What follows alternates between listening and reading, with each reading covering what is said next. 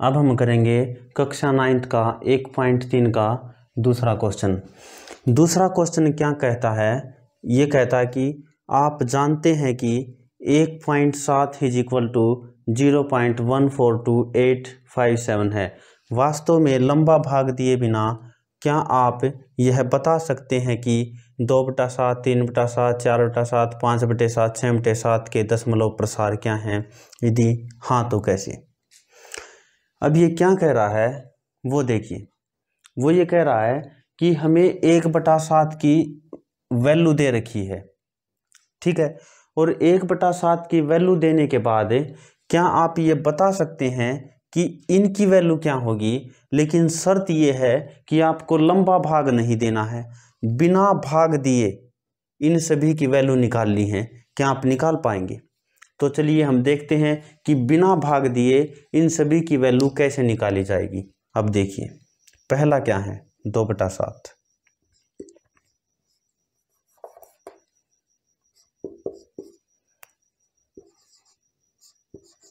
2/7 हमें क्या दे रखा है, 1/7 की वैल्यू दे रखी है। तो हम क्या करेंगे, इस 2 को अलग कर लेंगे। क्या कर लिया हमने, 2 अलग कर लिया है और 1/7 अलग कर लिया है।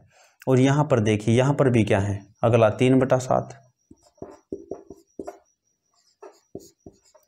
यहाँ पर भी हम क्या करेंगे, 3 को गुणा में लिख देंगे और 1/7 को अलग लिख देंगे। ये क्या हो गया, देखिए 3 एकम 3 और 7 एकम 7, ये 3 गुणा 1/7, ये दोनों एक दूसरे के बराबर हैं, ठीक है। अब तीसरा देखिए, तीसरा क्या है, 4/7। 4 को हम अलग कर लेते हैं और 1/7 को हम अलग कर लेते हैं। पहले देखिए इनकी वैल्यू निकालते हैं। अब हमने ये अलग अलग क्यों किए हैं, ये देखिए, क्योंकि 1/7 की वैल्यू हमको दे रखी है। पहला प्रश्न देखिए, 2 ऐसा कैसा, 1/7 की वैल्यू हमें दे रखी है। क्या वैल्यू है, ये वैल्यू हमारी 1/7 की है।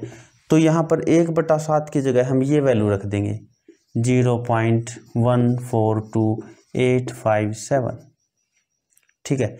और अब इस वैल्यू को इससे मल्टीपल करेंगे, देखिए क्या होता है। और इसके ऊपर बार भी है भाई।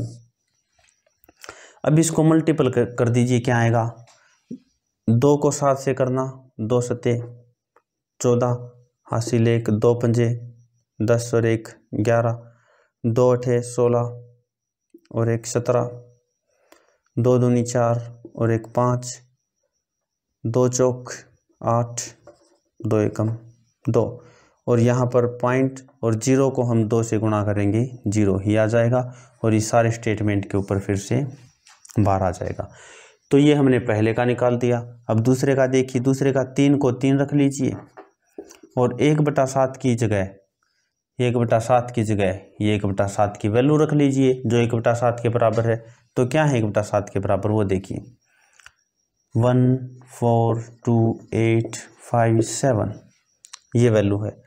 तो अब हम क्या करेंगे, इसको इससे गुणा कर देंगे, 3 सते 21, हासिल 2, 3 पंजे 15 और 2 17, 1 बच गया, 3 अठे 24 और 1 25, 2 बच गए, 3 दूनी 6, 3 चौक 12, 3 एकम 3 और रुकिए 3 एकम 3 और 1 4। इसके ऊपर बार है तो यहाँ पर भी बार लगा दीजिए। और फिर यहाँ पर देखिए पॉइंट 0 था, पॉइंट और 3 को 0 से करेंगे, 0 आ जाएगा। तो ये आंसर यहाँ पर आ गया। अब देखिए तीसरा करते हैं हम, 4 को ऐसा का ऐसा रख लीजिए, गुणा 1/7 की जगह ये वैल्यू रख लीजिए, 0.142857, ठीक है। अब क्या करेंगे, वही गुणा कर देते हैं, 4 सत्ते 28, ठीक है, 4 पंजे 20, 4 अठे 32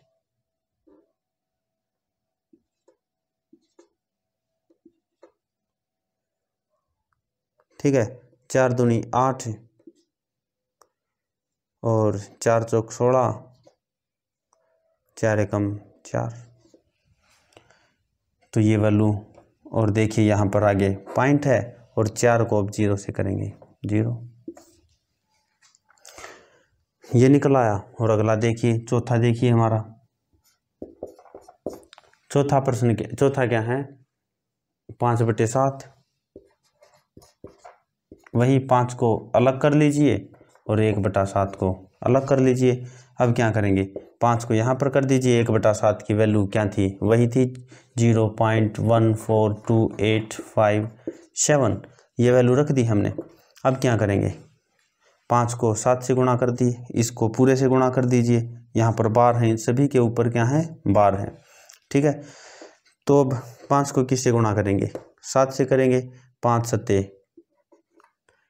35, थोड़ा और पीछे लिख लीजिए, 5 सत्ते 35 और 5 पंजे 25, 26 27 28, ठीक है। 5 अठे 40 और 2 42, 5 दूनी 10,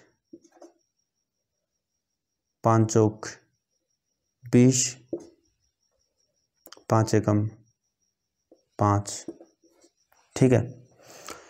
और फिर पॉइंट और 5 को 0 से करेंगे 0, ये निकला। और अब अगला देखिए, अगला क्या है, 6/7। 6 गुना 1/7, तो हम 6 गुना 1/7 की वैल्यू रख लेंगे 0.14287, इसके ऊपर बार है। अब 6 को इससे गुणा कर दीजिए, 6 सत्ते 42, ठीक है। और 6 पंजे कितना होता है, 30 और 4 34, ठीक है। 6 अठे 48, 51, 6 दूनी 12, 12 और 5 17, 6 चौक 24 और 1 25, 6 एकम 6, 6 और 2 8। पॉइंट ऐसा कैसा, 6 को 0 से करेंगे 0 आ गया। और इसके ऊपर भी हम क्या लगा देंगे, बार लगा देंगे। इस तरह से हमारे ये 500 के 500 सोल्व हो गए हैं। ये 1.3 का प्रश्न नंबर 2 हमारा सोल्व हो गया है। अब हम अपने अगले प्रश्न की तरफ बढ़ रहे हैं।